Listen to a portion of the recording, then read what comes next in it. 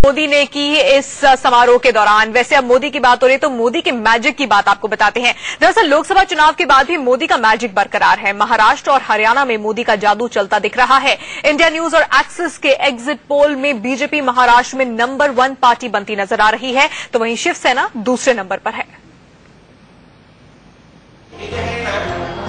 India news और axis सर्वे के सबसे भरोसेमंद एग्जिट पोल में महाराष्ट्र में बीजेपी को बड़ा फायदा होता दिख रहा है। महाराष्ट्र में बीजेपी को 57 सीटों का फायदा हो रहा है। उसके खाते में 103 सीटें आती नजर आ रही हैं। पिछली बार बीजेपी को 46 सीटें मिली थी।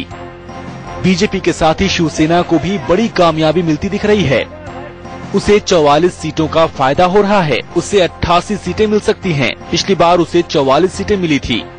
एग्जिट पोल के नतीजों की माने तो 15 सालों तक सत्ता में रही कांग्रेस को भारी झटका लगने वाला है।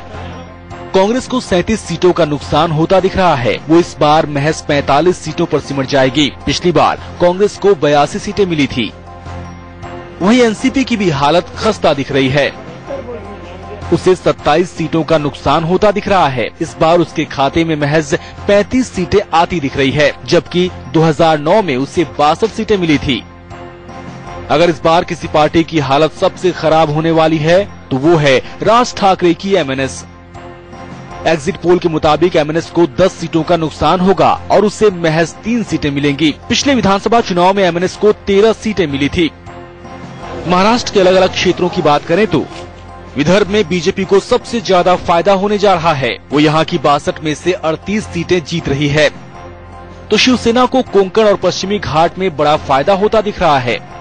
कोंकण में शिवसेना 75 में से 33 सीटों पर आगे है, तो पश्चिमी घाट में शिवसेना 58 में से 21 सीटों पर सबसे आगे दिख रही है। वहीं मराठवाड़ा से एनसीपी का सफाया होता दिख रहा है। उसे 46 में से महज 4 सीटें मिल रही हैं, तो 15-15 सीटों पर बीजेपी और शिवसेना आगे है।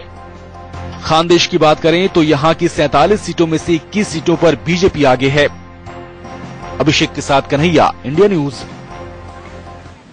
तो आपने देखा कि सबसे भरोसेमंद सर्वे के नतीजे आखिर क्या कहते हैं। छोटे से ब्रेक के लिए हम यहाँ पर रुक रहे हैं, होंगे फौरन हाजिर। चौरसिया के साथ इंडिया न्यूज पर देखेंगे, लेकिन उससे पहले हमने आपको दिखाया कि इंडिया न्यूज का एग्जिट पोल क्या कहता है। ब्रेक से पहले आपने देखा कि हमारे एग्जिट पोल के नतीजे क्या आ रहे हैं, लेकिन अब आपको दिखाते हैं कि दूसरे न्यूज चैनल्स के सर्वे के नतीजे क्या रहे हैं। किसके मुताबिक कौन आगे चल रहा है, कौन पीछे चल रहा है। चाहे एग्जिट पोल कोई भी हो, हर तरफ बीजेपी का ही डंका बज रहा है। महाराष्ट्र को लेकर आज तक के एग्जिट पोल में बीजेपी को कुल 288 में से 124 सीटें मिलती दिख रही हैं, तो वहीं शिवसेना को 71, कांग्रेस को 35 और एनसीपी को 29 सीटें मिल रही हैं। एबीपी के एग्जिट पोल के मुताबिक बीजेपी के खाते में 127 सीटें जाने वाली हैं, तो शिवसेना को 77 और कांग्रेस को 40 सीटें मिल सकती हैं। वहीं एनसीपी के खाते में 34 सीटें आ रही हैं।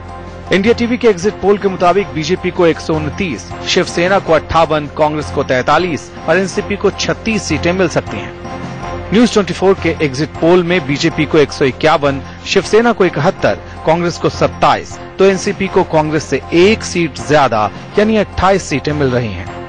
टाइम्स नाउ के एग्जिट पोल की बात करें तो बीजेपी को 129, शिवसेना को 56, कांग्रेस को 43 और एनसीपी को 36 सीटें मिल सकती हैं। Bureau report, India news. तो अलग अलग सर्वेस के ये नतीजे हैं। कुल मिलाकर सभी सर्वे में ये सामने आ रहा है कि बीजेपी सबसे बड़ी पार्टी बनकर उभरेगी। महाराष्ट्र की अगर हम बात करें, यहां पर रुक रहे हैं एक छोटे से ब्रेक के लिए, होंगे फौरन हाजिर।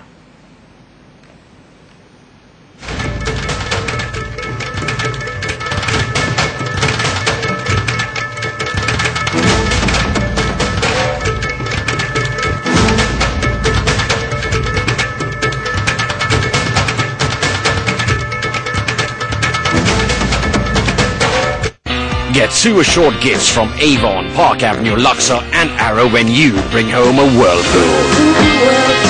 ब्रेक के बाद एक बार फिर से आपका स्वागत है। महाराष्ट्र और हरियाणा में जबरदस्त वोटिंग ने नतीजों को लेकर दिलचस्पी और बढ़ा दी है। दोनों ही राज्यों में पिछले विधानसभा चुनाव से ज्यादा वोटिंग हुई है। मतदान के आंकड़ों ने तो लोकसभा चुनाव को भी पीछे छोड़ दिया। महाराष्ट्र और हरियाणा में सुबह में मतदान धीमा रहा, लेकिन जैसे जैसे दिन चढ़ता गया वोटिंग की रफ्तार बढ़ती गई और शाम ढलने तक इसमें खासी तेजी आ गई। महाराष्ट्र में शाम 6 बजे तक आंकड़ों के मुताबिक करीब 62% मतदान हुआ। महाराष्ट्र में सुबह 11 बजे तक 12% मतदान हुआ था, जो दोपहर 12 बजे तक 20%, दोपहर 3 बजे तक 45.6% और शाम 5 बजे तक बढ़कर 55% हो गया।